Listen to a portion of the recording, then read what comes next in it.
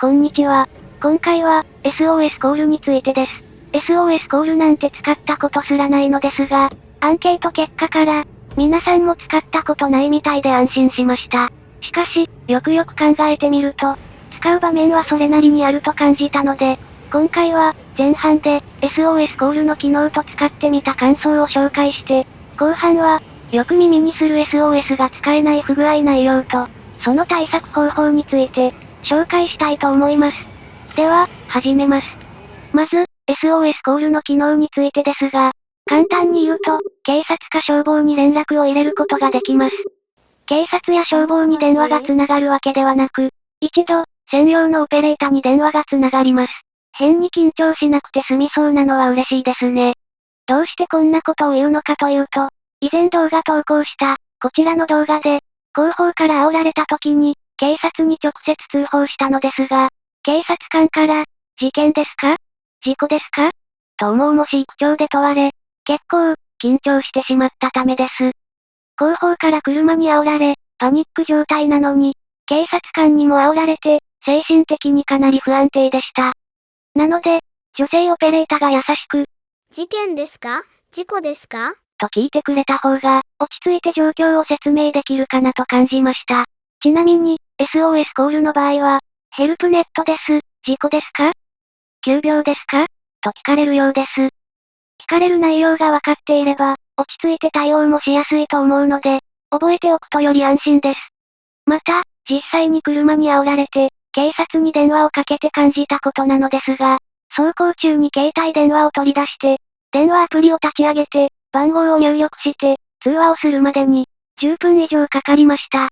走行中にスマホを触るなんてけしからんと、言われてしまいかねないことをしてしまいましたが、実際のところ、スマホを触っていたことで、前方不注意による事故を起こしてしまう可能性もあったかもしれません。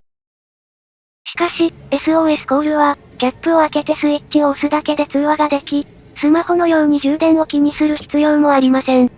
あんまり使わないけど、このような被害を受けて、必要なものだと感じました。皆さんが SOS コールが必要だというのも納得できます。また、実際に利用してみた人の感想を調べてみましたので、3件ほど紹介します。情報元は、SOS コールサービスを提供している、ヘルプネットでのお客様の声を抜粋しています。まず、1件目は、夜間走行中に森の中で事故したケースです。夜間走行で前がよく見えず、木に衝突してしまったようですね。一般的な衝突事故と異なり、夜間で暗かったためか、不意に衝突してしまった可能性が考えられ、言葉も出ないくらい体にダメージを受けていたことが、コメントから伺えます。加えて、夜間で山の中なので、明かりも少なく、周りもよく見えない。そんな状態でも救助を受けられたようです。そういえば、夜間だとそもそもスイッチがどこにあるかわからなくないかと思い、実際 SOS コールをよく見直してみたのですが、日産はやっちゃっていました。光ってるじゃん。蓋を開けても、しっかり内部スイッチも光っていました。これなら、暗くても SOS コールスイッチを見失うことはなさそうですね。また、言葉も出ない状態だったとコメントしていましたが、ヘルプネットでは、オペレーターの呼びかけに応答できなくても、GPS 位置情報に基づいて、救急車を手配してくれます。もう少し説明を添えると、ヘルプネットでは、車の所有者情報や車両情報なども把握しているため、スマホで119番通報するよりも、会話せずに送れるデータ量が多いことが伺えます。なので、SOS コールが搭載済みであれば、スマホよりも積極的に活用した方が良さそうですね。続いて2件目は、煽り運転を受けた時に事前通報した件です。こちらは、先ほど私の方からも紹介させていただきましたが、煽り運転を受けて警察に通報すると、基本的に、最寄りの警察署へ移動するように、案内を受けることになります。詳細はこちらの動画で確認できますが、最寄りの警察官へ行くと、事前通報していたことから、警察官が、警察署の前で待ち伏せしてくれます。本当に心強いなぁと感じました。しかし、後方からの煽り運転ではなく、前方から急停車を繰り返すような、煽り運転被害を受けた場合は、そもそも警察署に行くこと自体が困難なので、すぐに SOS コールで通報をして、位置情報を知らせた方が好ましいと思いました。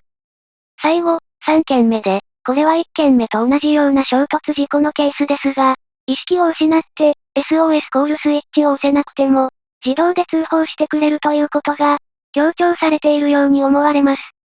実際に日産の公式ホームページを見ても、衝突事故後に、自動でヘルプネットへ連絡ができると書かれており、実際の事故後を想定したサービスになっていることが分かりました。ということで、SOS コールってすごく便利で大切なものだと感じてもらえたかもしれませんが、実はデメリットというか、知っておかないと、緊急時に使えなくなってしまうことがあります。それは、SOS コール用の電波問題。スキーなどで通信環境が悪い山道などを走行する場合などは、使用できないことがあるかもしれません。そのように考えた理由は、Twitter 上で話題になっている SOS コールが通電しない不具合があったからです。通電しない理由として、通信環境が悪く、初期設定ができないという方がいたようで、新型エクストレイル、T33 でも実際に発生しています。ディーラーでは通電せず初期設定ができなかったけど、自宅に戻って、自分で設定したら通電できたという報告もあります。それくらい通信環境依存な機能ということです。ということで、ディーラーに行っても、SOS コールを使えるようにならなかった人のために、自分で初期設定する方法を紹介します。まず、インテリジェントキーで車内に入り込みます。その後、インテリジェントキーでドアロックをします。インテリジェントキーでドアロックしないと、うまく作動しないことがあるようです。その後、待機電力がなくなるまで、車内で待機します。おおよそ5分程度かかるようです。そうすると、SOS コールの上にある、インジケーターが消灯します。これが待機時間の目安になりますね。その後、ドアを開けると、オート ACC 機能が自動的にオンになり、同時に SOS コールが作動します。この時、ドアは開けっぱなしにする必要があるそうです。そして、SOS コールのインジケーターが、緑色と赤色に点灯するので、確認後、5秒以内に、SOS コールボタンを押し続けて、オペレーターと繋がるのを待ちます。そして、オペレーターの指示に従って、音声テストを行います。繋がります。こちらはヘルプネットセンターです。通報テストを行います。